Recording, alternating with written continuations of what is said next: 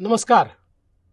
मीरा भाईंदरमधील तमाम बंधू भगिनींनो, मीरा भाईंदरचा चेहरा गेल्या 10 वर्षात कसा बदलला हे आपण सर्वांनी बघितलं आहे. मीरा भाईंदरमध्ये मेट्रो आली, मीरा भाईंदरमध्ये वेगवेगळे प्रोजेक्ट्स आले, पिण्याच्या पाण्याची योजना आली, पिण्याचं पाणी लोकांपर्यंत पोचलं, दुसरी पिण्याची पाण्याची योजना येते. एक प्रकारे सर्वांगीण विकास हा मीरा भाईंदरचा अतिशय वेगाने होताना आपण बघतोय.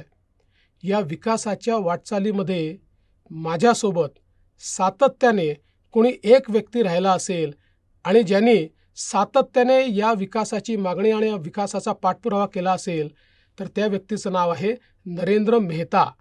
नरेंद्र मेहता महापौर पदापासून तर आमदार पदापर्यंत सातत्याने जनतेत राहिले, जनतेचे प्रश्न सोडवले, मीरा भाईंदरचे प्रश्न सोडवले. रोडचं इन्फ्रास्ट्रक्चर असेल, वेगवेगळ्या प्रकारचे ॲम्युनिटीज असतील, या तयार करत मीरा भाईंदरच्या लोकांना निश्चितपणे एक मोठा विकासाचा मार्ग त्यांनी खुला केला. आपले नरेंद्र मेहता आता पुन्हा एकदा मीरा भाईंदरमधनं मैदानात उतरलेले आहेत.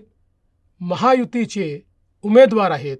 भारतीय जनता पार्टी, शिवसेना, राष्ट्रवादी काँग्रेस, रिपाई, पिरिपा, लहुजी शक्ती सेना या सर्वांचा पाठिंबा हा या ठिकाणी नरेंद्र मेहता यांना आहे.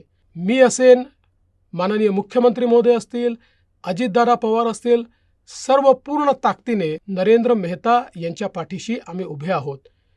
माझी मीरा भाईंदर मतदारसंघातील सर्व जनतेला विनंती आहे, आपला आशीर्वाद पुन्हा एकदा नरेंद्र मेहता यांना द्या.